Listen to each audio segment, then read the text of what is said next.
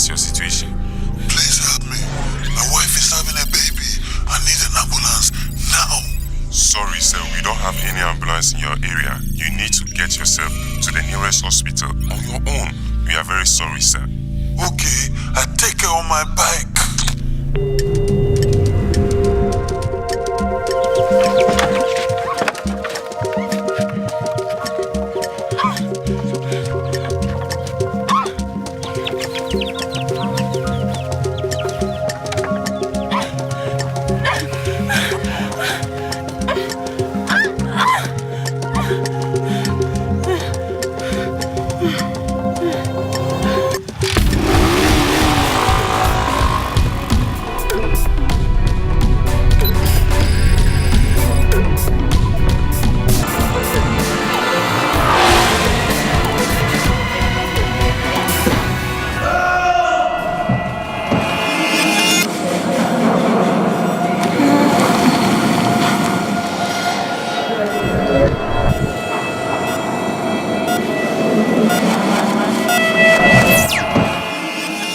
Good evening and welcome to the Maternal Health Channel television series with me, your host for tonight, Ohineyere Dr. Gefti Anti. Tonight, we are discussing teenage mothers and the challenges they face, especially in relation to their education. 2 years ago, Maternal Health Channel visited Cape Coast in the Central Region, which registered the highest incidence of teenage pregnancies in Ghana. In the year 2012 alone, over 30,000 teenagers became pregnant and dropped out of school. The social consequences are profound, not to mention the impact on families and the girls themselves. We met Sharifa. She was 16 and pregnant. Sharifa dreamt of becoming a nurse, but all her plans were on hold for now. Perhaps the most poignant moment in our story was when Sharifa met her biological mother. Her mother's disappointment was deep. Significantly, Sharifa's experience mirrors hers. In Central Region, as in many parts of Ghana, we discovered how a complex range of factors and dynamics were conniving to tear families apart, deprive young girls of their youth, their education, and possibly their future. Recently, the Maternal Health Channel returned to Cape Coast to discover that Sharifa had given birth and to our great joy returned to school. What were the factors that influenced her successful return? What challenges does she still face? Will she remain in school? Well, before we discuss these and other burning issues relating to Sharifa's education with my distinguished guest tonight, let's take a look.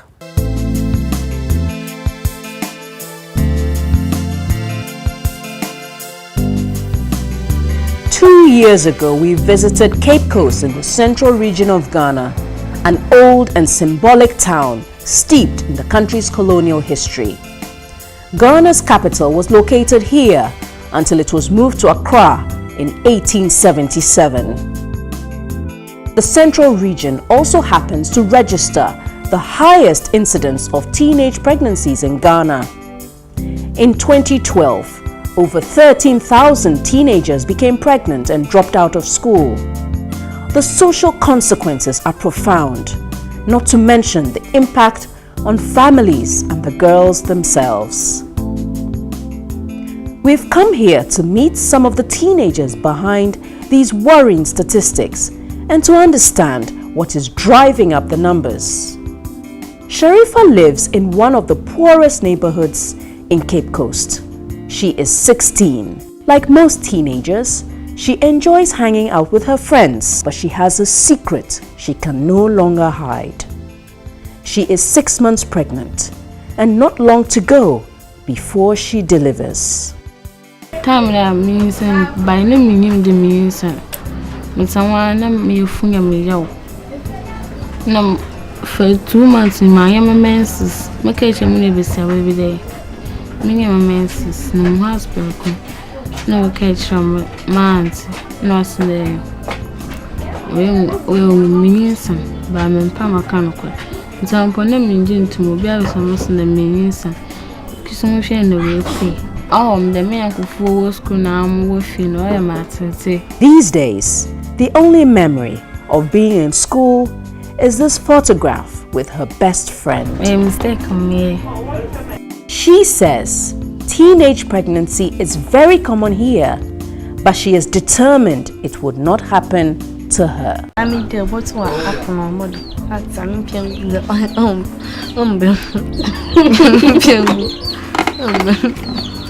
because me already demo. I'm not so occasion, I'm beautiful. That's why my body maybe son when the main son. Sooner in the year. These days, Sharifa has a lot of time on her hands. She dreams of becoming a nurse, but all plans are on hold for now. She helps her auntie sell vegetables in the local market. Sharifa lives with her stepmother, who is disappointed about the turn of events. 15 years straight in Kenya. When you're home, but what day? Bushmish may, Iba may, the mammy one with night, Cassie. Oh, yeah, no, I'm at 18, so none of bread is near Bias, but see some poor man for 80. National win, no, Affabi, win. But Jerry Papa, Jerry, Nancy, and no poor balma, Uzida, or you're fine. Occasionally, Sharifa would take the route to her school. Today, she knows it is closed, but her determination to continue her education is strong. And so she's found herself treading the familiar route absent-mindedly. On her way back, she looks sad and dejected. Men pedo be jay cry. Nde uncle schooler was a science. And see, motion ma we wa triado. Na eba susu square no sako trace. Or treat your Perhaps the most poignant moment in our story is when Sharifa met her biological mother. Her mother's disappointment was deep. I am with them because I'm a school na I'm a Kobe. Mammy and Kobe. Nephew, so in Lancashire, Papa won a Lancashire one shell.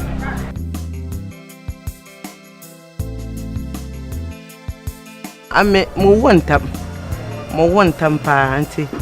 Mempele, I know about chair, member Brenna. Why am I a Mempelon Kababa count? I remember dinner, I had mamma. A pair also bought chair, Muslim. May I offend the oil over him. Not the man she come, as I am a your Significantly, Sharifa's experience mirrors hers. She was also a teenage mother, and she would have wished a different life for her daughter. I can't say, Sharifa, I was you, Mom. I buy your fair, I buy your first in school, Emma.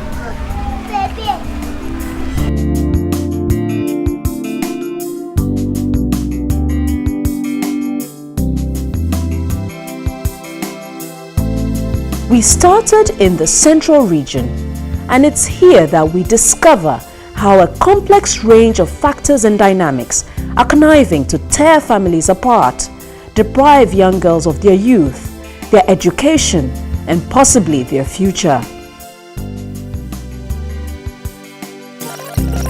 That was 2 years ago.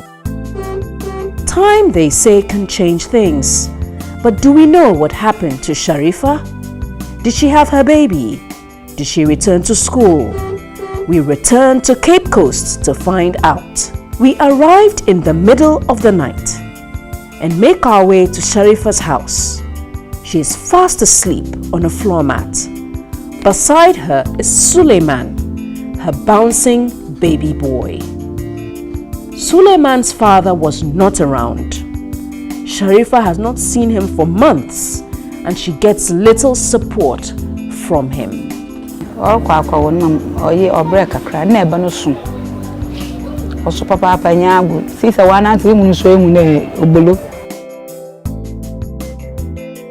Morning breaks, and the neighborhood comes alive with domestic activities.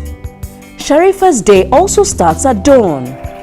Her family sells food in the market, and corn is an essential ingredient. She helps by cleaning and preparing the corn for milling. This takes several hours every morning whilst her son sleeps. Bread they be beer every day. Go to a bone or cordial. Or son a panawine later, or sweet table, near going to pray. Be was a son to near pray. And Sana, or Beginese Banako. Ahmed is an elder in this community and knows Sharifa well. Yeah, cook a crabby that kept course ha ekwan no but say area han. Na no kwasam no obeyen no oyabofra oko school. Sidam American ya. It's school no mu ya na Sharifa kafa dem nyinsene ezebaya. Ncha abofra baze isuda. First na awofo no de yehwe hwan de woboko school. Wobodwie na ho so waba beye impanyine pa ama Ghana man. Na and then we are na asesa. Abofra ba the age of 14 and another 15 years. I will pay in there Elisha Abofran and Abofran so yeza na rape. Inside refruma ibu hon na Abofran was in yinsan as abo pay wodo. Obandama ohohian awufu pa. Ohohian pa. Eventually, Sharifa leaves home for school. It's obvious she is late. Very late. Ebe you may you mean untum going soon or can switch with the ground to more by a basis after no day. No one can say by young hardity. Late there by mo be I bay. Sharifa is quite tired, but she walks through the meandering alleyways, determined to get to school. But before that, she takes her son to her auntie, who works in the market. Her auntie has agreed to look after Suleiman for the day. But it is a tearful moment for all as Sharifa says goodbye.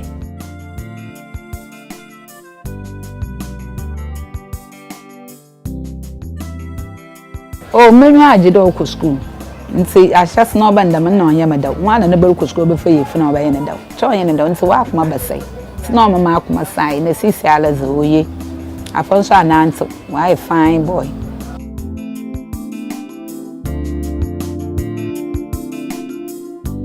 It's quite a long journey to school because Sharifa decided not to return to her old school after the delivery of her baby. I'm school doing more my friend. My friends are more call for free.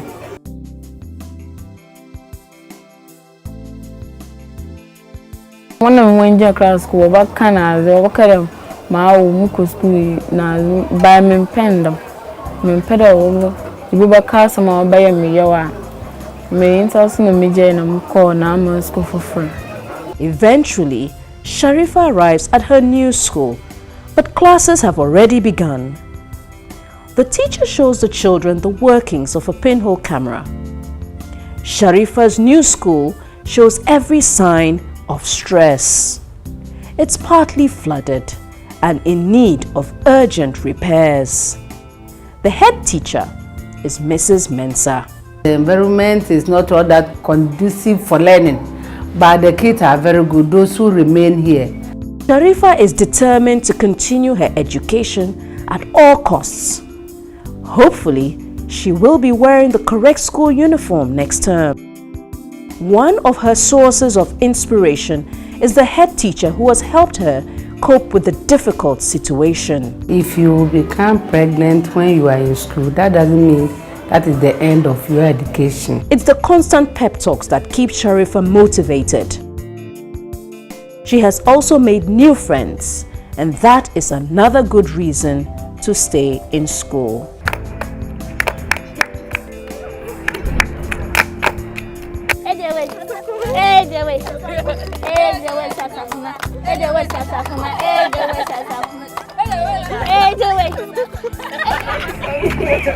Mko menya anyankufofo wa me wono koba na azimunzi na aze msia menyu aje. Soon it's time to go home. None of Sharifa's new friends know she has a child. It is from Penny them, Mao. From the Bialing. So young bonus Mu yes kwana nkamaka. There ma de. Back at home, Sharifa is happy to spend time with her son. When Sharifa got pregnant, her mother was terribly disappointed, as her previous visit showed. I am with them because I'm at school na I'm Kobi. Mami Kobi. Nefi so inankasa papa wona lankasa wa nhwe. This time round, she is overjoyed. I am with the papa. Sharifa anya odawa. School wodachi.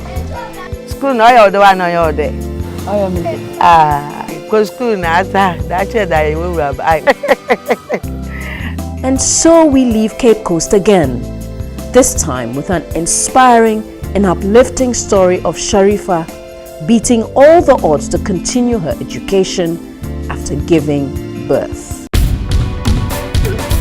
Welcome to the studio discussion, and I have with me the Honorable Minister for Education, Professor Nana Opoku Agyemang. Good to have you with us today. And we also have with us Dr. Babatunde Ahonze, who is the Country Director, UNFPA. Good to have you with us today. Thank you for having me. Now, after watching that documentary, what is your general impression of it?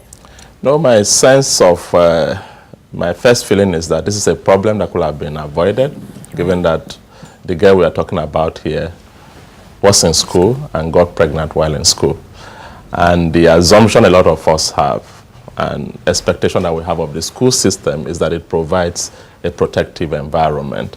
In addition, it should provide the kinds of information that she should have used not to get into a situation where she gets pregnant. So to a certain extent, you feel that something has broken somewhere. But there's also many aspects of the story that are quite uplifting. The fact that in spite of her setback, she remained determined and went back to school because she saw the value of education in helping her fulfill her life ambitions. Okay. Now, not to say that you don't have any maternal instincts, but probably here, you know, women will look at some of these issues with a different lens and a different view. So let me ask you, Prof, watching it, you know, let's put your ministerial position aside. No problem. Yeah. How do you feel about it? I think the film confirms to me more than ever that this is a problem that requires multiple interventions. We saw the support of the teacher, the head teacher, and I want to salute her. And I believe that the head teacher has also briefed fellow teachers so that they are all aware of the policy. They know why we need to support these girls. We know why when they come back to school, we need to create an environment that is welcoming, that is non-threatening, that makes them prefer to be in school and to learn than to engage in activities that can wait. I've also seen, my impression of the family is also very positive. It is only normal that parents will be disappointed. No parent raises the child to go to school and bring home a baby, so they'll be disappointed. We heard the mother say that I didn't go to school, neither did my mother, and I wanted you to be different. And that really is touching. I want you to be different, and I hope that the young girls are listening. Dr. Ahonze, watching it, you see the girl, the part where the girl retraces her step to her former school. And that was quite emotional. Absolutely. You know, you could tell that she enjoyed going to school. She felt bad dropping out of school. How do you think we can use education, the formal system, to curb some of these occurrences? I think the school has a big role to play, especially in a country like Ghana, where the majority of adolescents of school-going age are in school. So what you have is a captive audience. But of course, you can't take the school out of the larger society and community. And the truth of the matter is that Ghana, as with many other countries in our region, struggles with the issue of providing sexuality education to young people, whether it's in the school system or outside of the school system. Even parents. Right. How many parents in Ghana today can talk about sex to their 10-year-old boy or 12-year-old girl? So there's a culture of silence, around sex and young people, and some unease around that. And if you paid attention to what she said, she was not even aware she was pregnant. So she was having sex or had sex without seeing any association between sex and pregnancy. So that is the starting point, to create an environment within the school and outside of the school where we can talk in a medically accurate way, age-appropriate way, culturally sensitive way about sex and sexual relations with our young people, so that they have the information. Unfortunately, even among teachers and, of course, the larger community, there is this notion that if you talk about sex and sexual relationships to young people, you corrupt them. They will become more promiscuous, they will experiment with sex. But the evidence is actually to the contrary. And there is also evidence from Ghana that when you provide the information to young people, when they should get it, early enough, especially before they become sexually active, that in fact they use that information. And those with that kind of information tend to delay the first time they have sex.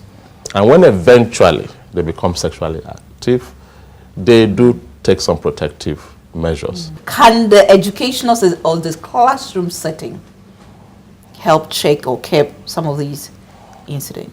Their mothers want them to be different, and the school can aid them in being different. But the issue is, Honorable Minister, are the mothers telling them that they want them to be different? All our wishes and dreams for our daughters will have to be shared. And what we think can be obstacles in realizing these dreams will have to be raised, and we have to help them to understand. And I'm also seeing in the film the support of the family. And again, I salute them. I do agree with the Honorable Minister that this is not a task for the school system alone. And we have to be very clear about that. You have to do sexuality education in a way that is holistic. The school system must provide, that is the point we are making here, but you also need to have a situation where parents are enabled to be able to talk about these issues with their kids and guidance and their words. So that is very, very important as well. But the point to make is that about the curriculum, the school-based delivery of sexuality education, is that you cannot overflex it to the context. It's like saying, okay, if you get to Cape Coast, teach physics differently. There are some basic things that you must have within sexuality education for it to be effective. Talking about the holistic support that the child needs, both socially, in school, and from parents, and so on and so forth, how to reintegrate them back to school? Because Sharifa is one of very few who will dare go back to school. Most of the time, so you become a mother, stay at home and take care of your child. As with most people of her age, she's smart enough, her faculties, her work. She knew that the best way for her to get back on track was to change school. And then she got the support of those significant others around her, and she went back to school. And remember also, her story highlights the importance of the school. The head teacher has been a factor in her successful reintegration. And because of her own self-efficacy, in spite of this setback, you could see she was also managing her relationship with her peers. She was managing information. She's not saying she's not going to eventually tell them that she has a child, but that she will do so later. Yes. Honorable Minister. Yes. One area we haven't paid attention to that you have mentioned is the peer support. Her friends in the classroom. And I think this accounts for parents sending their children to other schools, and she herself deciding not to go to the same school. So working on that public is also very, very important. Moving to another school, a different school, is this something you would recommend as part of reintegrating them into back into a school? I think that when it comes to this choice, we need to listen to the girl. We really need to listen. Let's not push her back. No, learning will not take place if she's in a place where she doesn't feel comfortable. She will not learn if she feels threatened. She will not learn much if she feels she's lost face with her peers. Because in all learning and work and everything, it's about confidence. Honorable, in conclusion, if there's one thing you would want to change or add to the system as it's operating now to help curb or control teenage pregnancy, using education, formal education, what would it be? Using formal education, I think I'll ask for a review of all the subjects that carry this topic. Find out where they fit, what levels, at what time that information is given, and especially more importantly, how it is given. It is a method that is applied that can make nearly any subject interesting and make any subject more appealing than it is now. But I'd also like to see how the syllabus itself goes beyond the classroom. How does it bring in all these other people who are critical in ensuring that we help these girls who find themselves in these difficulties? Dr. Ahunze. As we said earlier on, this issue goes beyond the school system, but within the school system itself, I think there is need to raise the standard and quality of sexuality education we are giving to our young people, both in terms of sorting out some of the problems with the content. Sometimes, one level doesn't speak well to another level. There's discordance between subjects, the different career subjects. Reviews have been done of these various curricula. We need to standardize what is going on. We need to work harder, as the Honorable Minister has acknowledged, on teacher competencies. The teachers need to be able to teach this subject in a way that to be useful to the students. And once we do that, and we do the necessary quality assurance, monitoring and evaluating what is going on and learning the lessons, then I think we'll be on the right path. What about distribution of reproductive health tools? Well, so the condoms. The role of the school is to educate. Right. Okay, and if you educate, you will create a demand for services. Right. The health sector exists to provide the services. Right. The school should not be a barrier to young people accessing services. Thank you very much, Dr. Ahunze, and thank you very much, Professor J. Nana Opoku-Agyemang. Mention your full name. Thank you so much. Bye for now.